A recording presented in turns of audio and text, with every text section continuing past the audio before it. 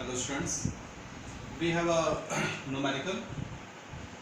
Two identical plane metallic surface A and B are kept parallel to each other in air by a distance of 1 centimeter as shown in the figure. हमारे पास दो metallic surface हैं A and B, दोनों के बीच में क्या है 1 centimetre का distance. Surface A is given potential of 10 volt. ये जो हमारी सरफेस है, सरफेस A का जो पोटेंशियल है वो है 10 वोल्ट, ये हमें गिवन दे दिया. एंड सरफेस B इज अर्थेड, और जो B है उसको क्या कर दिया, अर्थिंग कर दिया. तो ये जो सिंबल है ये अर्थिंग का सिंबल है, यानी अर्थ के साथ connection.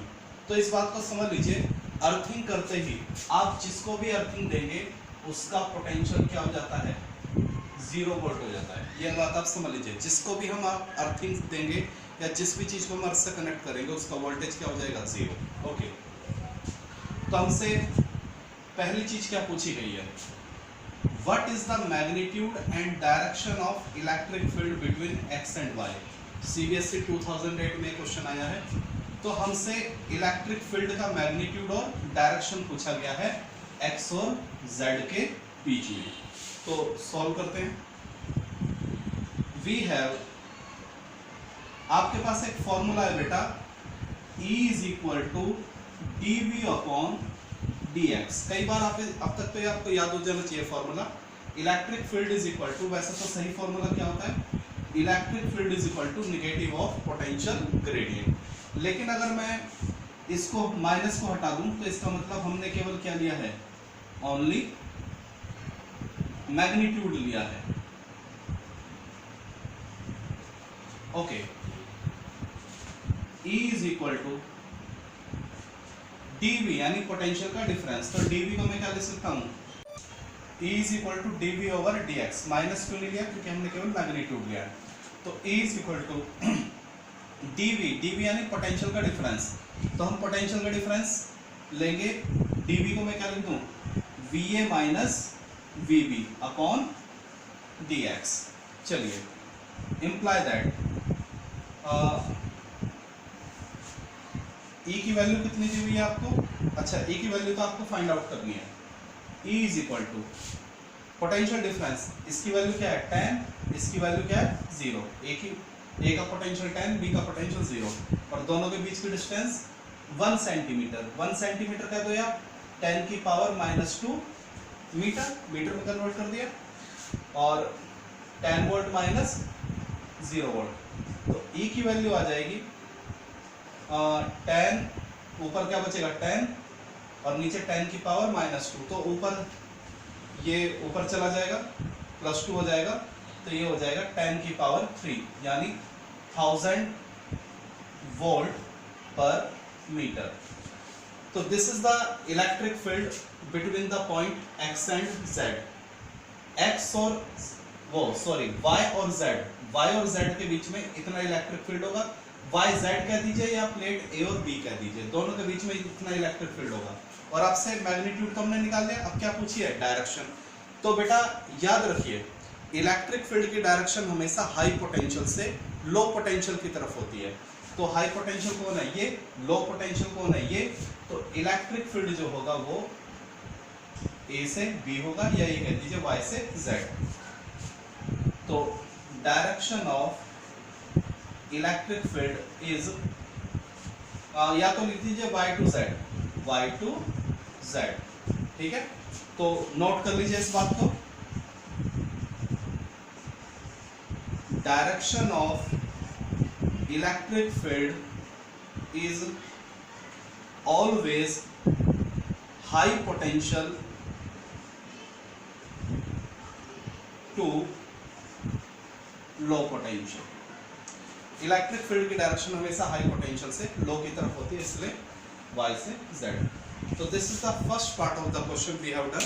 Now we do the second part. इस क्वेश्चन के सेकंड पार्ट में आपसे क्या पूछा गया है, what is the work done to move a charge 20 microcoulomb from x to y. हमसे कहा गया है एक चार्ज है 20 माइक्रोकूलम का, 20 माइक्रोकूलम, और उसको x से y तक क्या करना है, चलाना है. और ऐसा करने में हमें कितना वर्क करना पड़ेगा। तो जरा समझिए, ये जो प्लेट ए है इसका पोटेंशियल क्या है 10 वोल्ट, और इस प्लेट के अंदर कितनी लोकेशन होंगी इनफाइनाइट।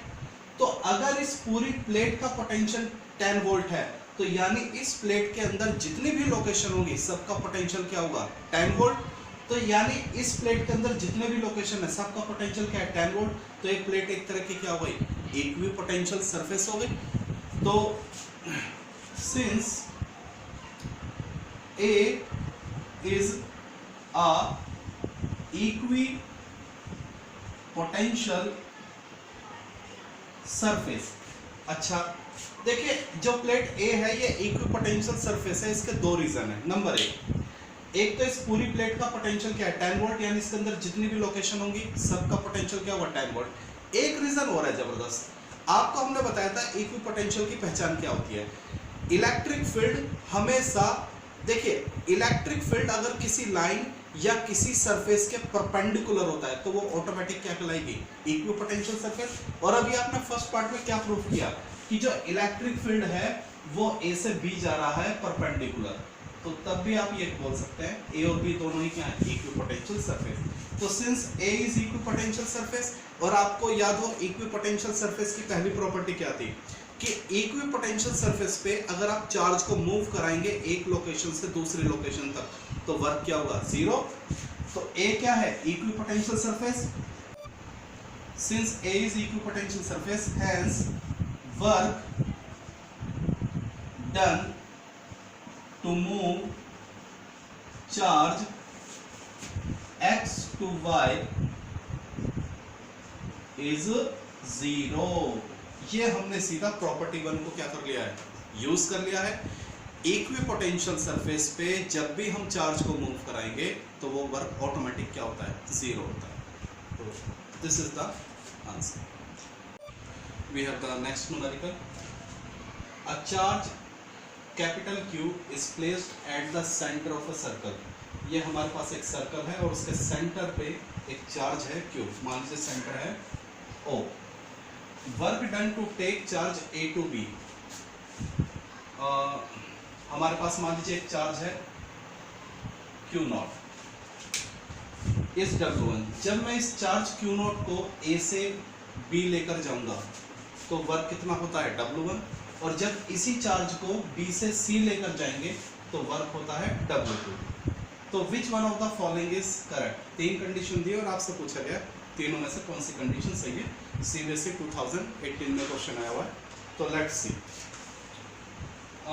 सबसे पहले जरा देखिए, हमें जो चार्ज है उसको एक बार A से B चलाना है फिर B से C।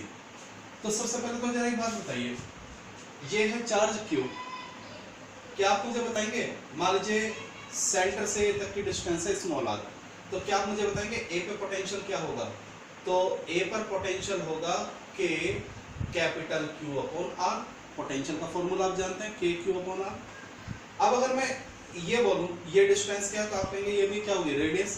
तो क्या आप मुझे B पर पोटेंशियल बताएंगे, आप कहेंगे VB is equal to K, charge कितना है Q, इस चार्ज की वजह से यहाँ पर पोटेंशियल, और डिस्टेंस क्या है R।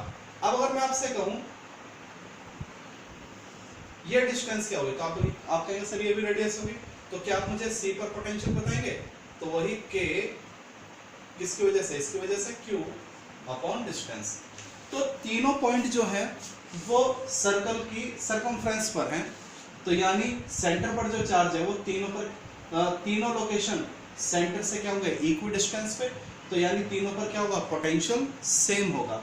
आप पूरी सरकमफ्रेंस पे कोई भी लोकेशन ले लीजिए, हर जगह आपको पोटेंशियल क्या मिलेगा, इतना ही मिलेगा। तो कुछ बात आ रही है समझ में। ऐसी सरफेस जिसके हर पॉइंट पर पोटेंशियल क्या हो सेम, तो उसको हम क्या बोलते हैं इक्वी पोटेंशियल सरफेस। तो बेटा ये जो A पर B पर C पर तीनों पर पोटेंशियल क्या है सेम, और अगर मैं और भी लोकेशन ले लूँ इस पूरी सरकमफ्रेंस पे तब भी सब पे पोटेंशियल क्या आएगा ये सेम। तो ये जो सरकमफ्रेंस है ये एक तरह की क्या हो गई इक्वी पोटेंशियल सरफेस हो गई। नहीं देखिए solution. Since VA is equal to VB is equal to VC, हर जगह पोटेंशियल क्या है सेम, हैंस वर्क, देखिए hence circumference of this circle is a equipotential surface. अब आपको मालूम है इक्विपोटेंशियल सरफेस पे वर्क क्या होता है, जीरो। तो यानी इंप्लाई दैट जब मैं वर्क करूंगा ए से बी के लिए, जब चार्ज, मान लीजिए मेरे पास कोई भी चार्ज है Q नॉट, जब इस Q नॉट को ए से बी लेके जाऊंगा तब भी वर्क क्या होगा, जीरो। एंड जब मैं इसी चार्ज को बी से सी लेकर जाऊंगा, बी से सी, तब भी वर्क क्या होगा, जीरो। क्यों? क्योंकि इक्विपोटेंशियल पे वर्क हमेशा क्या होगा, जीरो। तो इसका मतलब क्या हुआ, वर्क ए से B is equal to work B से सी। और ए से बी के वर्क को तुमने क्या लिया है, W1, और बी से सी के वर्क को क्या लिया है, W2। तो हमारा कौन सा आंसर सही है, this one is the correct. So समझा गया। Now we have one more numerical. हमसे क्या पूछा है, draw 3 equipotential surface corresponding to a field which uniform increasing in magnitude along the z-axis. हमसे कहा गया है कि we have to draw 3 equipotential surface, कोई बात नहीं, और किसके रिस्पेक्ट में, एक इलेक्ट्रिक फील्ड के रिस्पेक्ट में जो किधर इंक्रीज हो रहा है, along the z-axis। तो सबसे पहले हम कोऑर्डिनेट बनाएंगे। मान लीजिए ये हमने 3 कोऑर्डिनेट बनाए, आप किसी को भी x y z ले लीजिए। सपोज कीजिए मैंने इसको x, इसको y और इसको मैंने ले लिया z एक्सिस। ये हमारा हो गया ओरिजिन। तो हमारा जो इलेक्ट्रिक फील्ड है वो कैसे जा रहा है, O से z एक्सिस में जा रहा है हमारा इलेक्ट्रिक फील्ड। लेकिन उसने क्वेश्चन में क्या बोलिए कि इलेक्ट्रिक फील्ड है तो z एक्सिस में, लेकिन उसकी वैल्यू क्या हो रही है, लगातार इंक्रीज हो रही है। मान लीजिए अगर इलेक्ट्रिक फील्ड की वैल्यू यहाँ पर 0 है, यहाँ पर 10 होगी, यहाँ पर 20, यहाँ पर 30, 40, लगातार इलेक्ट्रिक फील्ड की वैल्यू क्या हो रही है, इंक्रीज हो रही है। तो हमें 3 इक्विपोटेंशियल सरफेस ड्रॉ करते हैं। तो बच्चों जरा एक बात को याद करो, इक्विपोटेंशियल सरफेस की एक प्रॉपर्टी थी क्या, कि इलेक्ट्रिक फील्ड हमेशा इक्विपोटेंशियल सरफेस के क्या होता है, परपेंडिकुलर। या ये कह दीजिए इलेक्ट्रिक फील्ड जिस भी सरफेस के परपेंडिकुलर होगा वो क्या होगी, इक्विपोटेंशियल सरफेस। हमारा जो इलेक्ट्रिक फील्ड है वो किसके अलोंग है, हमारा इलेक्ट्रिक फील्ड जो है वो z एक्सिस के अलोंग है। तो जरा आप बता सकते हैं z एक्सिस किसके परपेंडिकुलर होती है, x y। ये x एक्सिस और y एक्सिस के बीच में जितना भी ये प्लेन है, ये है, इस पूरे को मैं क्या लिखूंगा, x y प्लेन। x और y एक्सिस के बीच में जो भी सरफेस होगा उसको हम क्या बोलेंगे, x y प्लेन। तो जो z एक्सिस है वो इस x y प्लेन के क्या होगी, परपेंडिकुलर। चलिए तो z x y प्लेन के परपेंडिकुलर है और इलेक्ट्रिक फील्ड किसके पैरेलल है, z एक्सिस के। तो क्या मैं ये नहीं कह सकता कि इलेक्ट्रिक फील्ड किसके परपेंडिकुलर होगा, x y प्लेन के। अब हमें बनानी है इक्विपोटेंशियल सरफेस। तो जो इलेक्ट्रिक फील्ड है वो देखिए electric field X Y plane के क्या है, परपेंडिकुलर। और इलेक्ट्रिक फील्ड किसके परपेंडिकुलर और होता है, इक्विपोटेंशियल सरफेस के। तो वे जो इक्विपोटेंशियल सरफेस होंगी वो एक्स वाई के क्या होंगे बेटा, पैरेलल होंगी। तो जरा ध्यान दीजिए, मैंने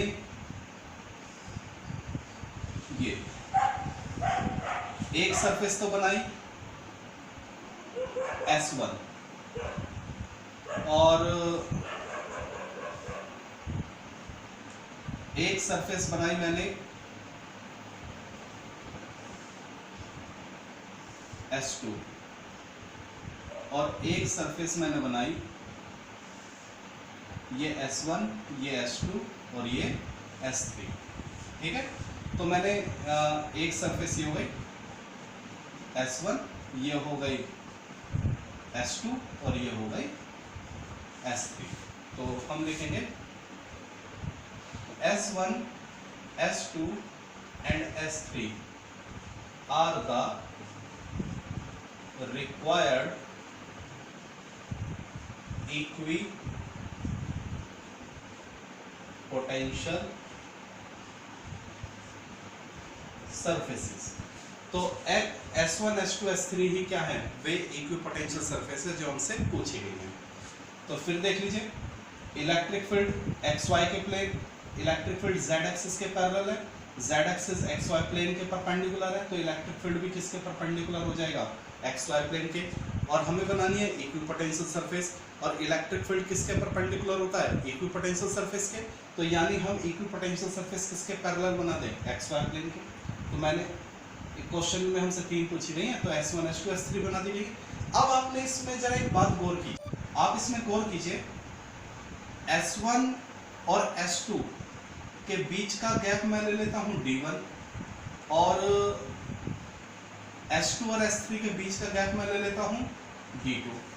तो अगर आप देखेंगे तो D1 क्या है, D1 ज्यादा है, D2 कम है, यानी S1 S2 का गैप ज्यादा है और S2 S3 का गैप कम है। तो आप बता सकते हैं ऐसा क्यों किया है मैंने। 3 surface, 3 potential surface, 3 equipotential surface तो मैंने बनाई है, पर यहाँ गैप ज्यादा लिया, यहाँ गैप कम लिया। तो रीजन सुनिए, इक्विपोटेंशियल सरफेस की प्रॉपर्टी नंबर 3 क्या वो कहती है हमसे कि जहां इलेक्ट्रिक फील्ड कम होगा वहां सरफेस, इक्विपोटेंशियल सरफेस के बीच गैप ज्यादा होगा, और जहां इलेक्ट्रिक फील्ड स्ट्रांग होगा वहां इक्विपोटेंशियल सरफेस के बीच गैप कम होगा। तो एग्जामिनर ने हमसे क्या बोला है कि इलेक्ट्रिक फील्ड इंक्रीज हो रहा है, यानी यहां कम है और यहां ज्यादा। तो जहां इलेक्ट्रिक फील्ड कम है वहां पर गैप ज्यादा होगा, और जहां इलेक्ट्रिक फील्ड ज्यादा है यानी स्ट्रांग है तो वहां गैप कम होगा। तो समझ में आता है, D1 हमने ज्यादा क्यों लिया है D2 से। तो ठीक है, तो this is the answer of your question. ठीक है, hello students, now we have the our solved example 2.3 of NCERT। तो इसमें in this numerical we have 2 diagram, one of positive charge and these are the electric line of positive charge, negative charge, and these are the electric line of negative charge। Positive charge की electric line outward होती है और negative charge की inward होती है। और इसी field में हमें 2 पॉइंट दिए हैं P एंड Q, और 2 पॉइंट दिए हैं A और B। तो इसमें हमसे कई सारे कंसेप्ट पूछे हैं, they are very wonderful concept जो आपको काफ़ी हेल्प करेंगे पोटेंशियल को समझने में। तो वन बाय वन हम we will solve all this. तो सबसे पहला हमसे एग्जामिनर ने क्या पूछा है, give the sign of potential difference Vp minus VQ, यानी इन दोनों के बीच का potential difference, and Vb minus Va, और P और A के बीच का पोटेंशियल डिफरेंस। तो लेट्स सॉल्व दिस। सॉल्व, हम A पार्ट को सॉल्व करने जा रहे हैं। तो सबसे पहले आप एक कंसेप्ट समझ लीजिए, हमारे पास it's a very easy solution. We have V is equal to K Q upon R, ये आप जानते हैं। तो यहाँ से अगर हम देखें तो V हो जाएगा इनवर्सली 1 अपॉन R। ठीक है, यानी R जितना ज़्यादा होगा पोटेंशियल उतना ही कम, और R जितना कम होगा पोटेंशियल उतना ही ज़्यादा। तो बेटा आप एक बात समझ लीजिए, पॉजिटिव चार्ज के लिए, इसके लिए पॉजिटिव चार्ज के लिए मान लीजिए, तो पॉजिटिव चार्ज के लिए मान लीजिए हमारा पॉजिटिव चार्ज है, और इससे दूर ये कोई लोकेशन है A और ये कोई लोकेशन है B, ये हमारा पॉजिटिव चार्ज, और इससे आगे एक लोकेशन A और B। तो मैं आपसे पूछूंगा क्या डिस्टेंस ज्यादा है, तो आप कहेंगे sir distance of A is less than and distance of B is higher. A पास रखा हुआ है और B क्या रखा हुआ है, दूर। तो ये बात समझ में आ गई, A की डिस्टेंस कम है, B की डिस्टेंस ज्यादा। तो जिसकी डिस्टेंस कम है उसका पोटेंशियल क्या हुआ, ज्यादा, यानी A का पोटेंशियल ज्यादा होगा और B का पोटेंशियल क्या होगा, कम। अभी सिर्फ हम कंसेप्ट समझ रहे हैं, सॉल्यूशन, इसका सॉल्यूशन पे तो 2 मिनट कर देंगे इसका, फिलहाल आप ये समझिए। तो डिस्टेंस कम ए का डिस्टेंस कम, बी का डिस्टेंस ज्यादा, तो ए का पोटेंशियल ज्यादा, बी का पोटेंशियल कम। क्या ये बात समझ आ गई? किसके लिए? पॉजिटिव चार्ज के लिए। लेकिन अगर हम बात करें निगेटिव चार्ज की, किसकी बात करें? निगेटिव चार्ज की। तो मान लीजिए ये हमारा कोई निगेटिव चार्ज है और इससे ये कोई डिस्टेंस है ए और ये कोई डिस्टेंस है बी। तो पॉजिटिव चार्ज के लिए क्या होगा? पास वाली लोकेशन पे पोटेंशियल ज्यादा होगा और दूर वाली लोकेशन पे पोटेंशियल कम होगा। लेकिन बेटा निगेटिव चार्ज के लिए पास वाली लोकेशन पे पोटेंशियल ज्यादा हो जाएगा और दूर वाली लोकेशन पे पोटेंशियल क्या हो जाएगा? कम हो जाएगा। उल्टा होता है, सॉरी, यहां पास वाली लोकेशन पे पोटेंशियल ज्यादा, तो यहां पास वाली लोकेशन पे पोटेंशियल कम होगा। तो ये बात आप थोड़ा सा याद रखेंगे, ये इंपॉर्टेंट नोट्स है, ठीक है, ये आपको पता होना चाहिए। तो आपने क्या सीखा? पॉजिटिव चार्ज के पास वाले लोकेशन पर पोटेंशियल ज्यादा, दूर वाले लोकेशन पर पोटेंशियल कम, और निगेटिव के लिए उल्टा, यानी पास वाले लोकेशन पर पोटेंशियल कम और दूर वाले पे पोटेंशियल ज्यादा। तो अगर आपको ये कंसेप्ट क्लियर हो गया तो अब हम देखिए इसका सॉल्यूशन फटाफट करेंगे।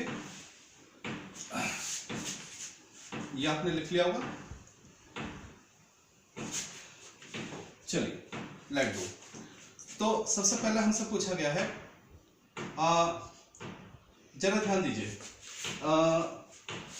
फॉर पॉजिटिव चार्ज, जरा बताइए पॉजिटिव चार्ज के लिए लोकेशन क्या है? P और Q। तो बताइए पास वाले लोकेशन क्या है? P, दूर वाले लोकेशन क्या है? Q।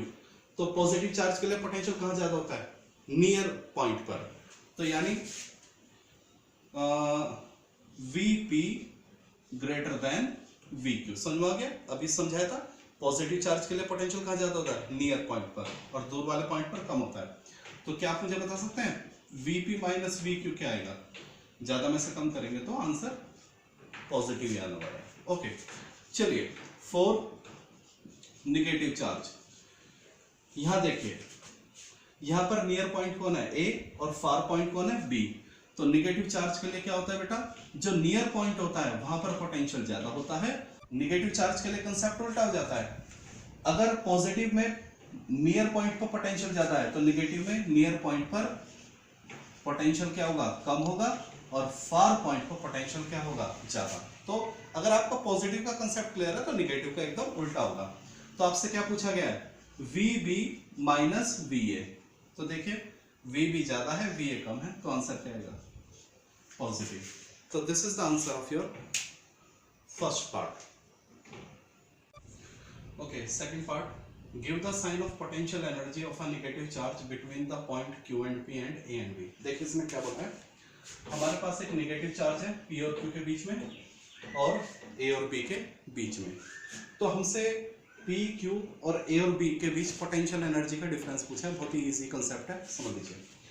तो देखिए ये कैसा है? पॉजिटिव चार्ज, तो ये इस नेगेटिव चार्ज को क्या करेगा? अट्रैक्ट करेगा। यानी ये नेगेटिव चार्ज, ये नेगेटिव चार्ज कैसे चलेगा? Q से P। ये नेगेटिव चार्ज है, ये नेगेटिव चार्ज है, तो ये इसको क्या करेगा? रिपेल करेगा। ये नेगेटिव चार्ज को रिपेल करेगा, तो ये कैसे चलेगा? A से B। तो आपको कुछ बात समझनी है बेटा, देख लीजिए। सबसे पहले positive charge always move high potential energy to low potential energy, and negative charge always move low potential energy to high potential energy। Positive charge हमेशा हाई से लो की तरफ चलते हैं पोटेंशियल एनर्जी, और नेगेटिव चार्ज लो potential energy से high potential energy की तरफ चलते हैं। इस कंसेप्ट को लिख लीजिए और रख लीजिए। तो मेरे ख्याल से आपने पॉज करके लिख लिया होगा। चलिए, तो नेगेटिव चार्ज कैसे पॉजिटिव कैसे चलते हैं? हाई पोटेंशियल से लो, और नेगेटिव कैसे चलते हैं? लो से हाई। तो जरा देखिए, ये आपका नेगेटिव चार्ज पॉजिटिव इसको अट्रैक्ट कर रहा है, तो कैसे चल रहा है? Q से P। तो we have potential energy of Q less than potential energy of, तो Q की पोटेंशियल एनर्जी कम होगी, P की पोटेंशियल एनर्जी ज्यादा। तो यहां से अगर मैं डिफरेंस निकालूं, हमसे क्या पूछा गया है, डिफरेंस पूछा गया है Q एंड P का, तो potential energy of Q minus potential energy of P, तो बेटा बताइए क्या आएगा, दैट विल बी नेगेटिव। ठीक है, तो लो से हाई की तरफ जा रहा है। ठीक है, ओके। ऑल्सो वी हैव, यहां देखिए कैसे जा रहा है, ये ए से बी की ओर जा रहा है। ठीक है, तो potential energy of A less than potential energy of B. तो हमसे क्या पूछा है, ए और बी का डिफरेंस, तो potential energy of A minus potential energy of B, तो ये भी क्या आएगा, निगेटिव। तो इसमें केवल आपको ये सीखना था कि पॉजिटिव चार्ज हमेशा हाई पोटेंशियल से लो की ओर चलते हैं और नेगेटिव चार्ज हमेशा लो से हाई की ओर चलते हैं। तो जब आपको ये पता चल जाएगा तो आप इजीली बता सकते हैं कहाँ पोटेंशियल एनर्जी हाई होगी। तो this is the solution of B part. In the C part of this question हमसे पूछा गया है, give the sign of work done by the field in moving a positive charge from Q to P।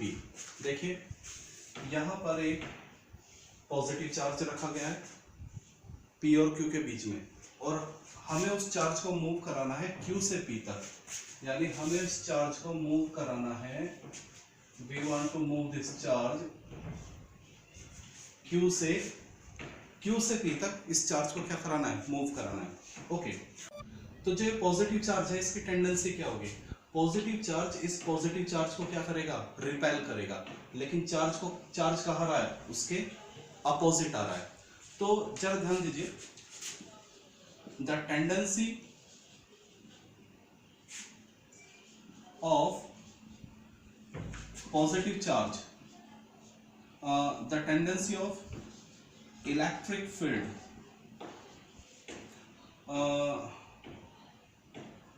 the tendency of electric field is to move positive charge along with it। देखिए जो ये positive charge है इसकी electric line क्या है, बाहर की तरफ, तो ये क्या करती है, आपको याद हो इलेक्ट्रिक फील्ड हमेशा पॉजिटिव चार्ज को अपने साथ लेके जाता है और नेगेटिव को अपने पीछे। तो ये जो पॉजिटिव चार्ज का इलेक्ट्रिक फील्ड है ये इसको क्या करेगा, पॉजिटिव चार्ज इसको रिपेल करेगा, तो पॉजिटिव चार्ज का जो इलेक्ट्रिक फील्ड है वो इसको किधर धकेलना चाहेगा, P से Q तक के लिए, ये इसकी टेंडेंसी है। पॉजिटिव चार्ज का जो इलेक्ट्रिक फील्ड है वो इस पॉजिटिव को रिपेल करेगा ऐसे करके, तो ये पॉजिटिव चार्ज का इलेक्ट्रिक फील्ड इसको कहां भेजेगा, P से Q की तरफ, तो ये इसकी टेंडेंसी हो गई। The tendency of electric field is to move the positive charge along with, वो उसको अपने साथ लेकर जाएगा, लेकिन अगर काम इसके अपोजिट हो तो वो वर्क कैसा हो जाएगा, निगेटिव। तो देखिए जो काम फील्ड के अकॉर्डिंग होते हैं, जो काम फील्ड के अकॉर्डिंग होते हैं वो काम फील्ड के लिए क्या होंगे, पॉजिटिव, और जो वर्क फील्ड के अपोजिट होते हैं वो फील्ड के लिए क्या होंगे, निगेटिव। ये बात आप समझ लीजिए, the work done along the tendency of field are positive and the work done opposite to the tendency of field are negative. तो पॉजिटिव का इलेक्ट्रिक फील्ड इस चार्ज को क्या करेगा, उसकी टेंडेंसी क्या है, रिपेल करने की, लेकिन ये क्या आ रहा है, अपोजिट आ रहा है। The tendency of electric field is to move the positive charge along with it, but the positive charge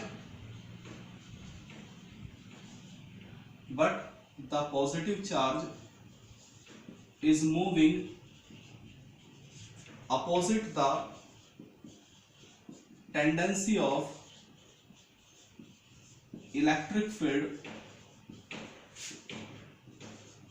hence work किसके लिए वर्क पूछा है, पॉजिटिव चार्ज के लिए, hence work done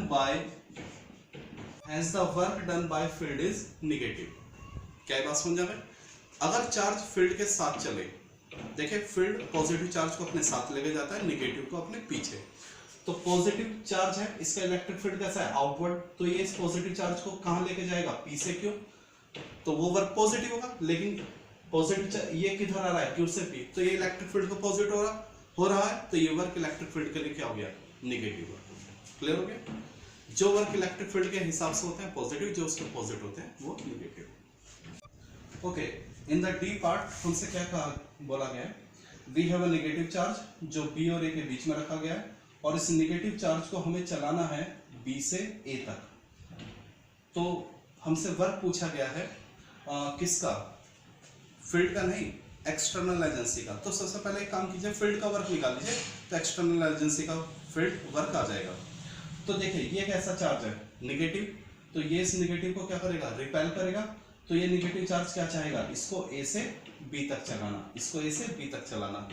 तो ये जो नेगेटिव चार्ज है क्या चाहता है, ये चाहता है कि ये नेगेटिव चार्ज ए से बी जाए, तो वो वर्क इसके लिए क्या होगा, पॉजिटिव। लेकिन हो क्या रहा है, ये बी से ए आ रहा है, यानी इसकी टेंडेंसी का अपोजिट चल रहा है। तो ये वर्क इसके लिए, work moving negative charge B to A is opposite to the tendency of field, hence work done by field is equal to negative। तो इस फील्ड के लिए वर्क क्या होगा, नेगेटिव, क्योंकि ये फील्ड तो नेगेटिव चार्ज का फील्ड तो इसको क्या ए से बी फेंकना चाहेगा, लेकिन आप कैसे रहा है, बी से, तो फील्ड का पॉजिटिव वर्क हो रहा है, तो नेगेटिव। अब एक बात आप समझ लीजिए, work of external agency is equal to negative of work done by field. तो फील्ड का वर्क कैसा है, नेगेटिव, तो नेगेटिव नेगेटिव क्या हो जाएगा, पॉजिटिव। देखिए यह फिजिक्स की एक कॉमन थ्योरी है कि मेरा वर्क दूसरे के लिए, मेरा वर्क अगर पॉजिटिव है मेरे लिए, तो दूसरे के लिए वो क्या हो जाता है, नेगेटिव, और अगर एक वर्क मेरे लिए नेगेटिव है तो दूसरे के लिए क्या हो जाता है, positive. In the last part of this question हमसे पूछा गया है कि जब एक नेगेटिव चार्ज बी से ए की तरफ चलेगा तो उसकी काइनेटिक एनर्जी पे क्या इफेक्ट होगा। तो मान लीजिए ये हमारा एक नेगेटिव चार्ज है और हम इसको चला रहे हैं बी से ए की तरफ। तो एक बात देखिए, जब ये नेगेटिव चार्ज बी से ए की तरफ जाएगा तो ये वाला नेगेटिव चार्ज इसको क्या करेगा, रिपेल करेगा। तो बेटा अट्रैक्शन में हमेशा वेलोसिटी बढ़ती है और रिपल्सन में हमेशा वेलोसिटी क्या होती है, डिक्रीज होती है। अट्रैक्शन में चलाना, रिपल्सन में रोकना। तो जब ये नेगेटिव चार्ज बी से ए चलेगा तो ये वाला नेगेटिव चार्ज इसको क्या करेगा, स्पीड हाई करेगा, लो करेगा, वेरी गुड, लो करेगा। तो जब ये बी से ए चलेगा तो इसकी वेलोसिटी क्या होती जाएगी, इस वाले चार्ज के कारण, रिपल्शन के कारण कम होती जाएगी, यानी काइनेटिक एनर्जी कम हो जाएगी। तो यही हमसे पूछा है, तो आप लिखेंगे kinetic energy of negative charge get decrease from in moving B to A due to the repulsion. Very easy, इसमें तो कुछ भी नहीं था।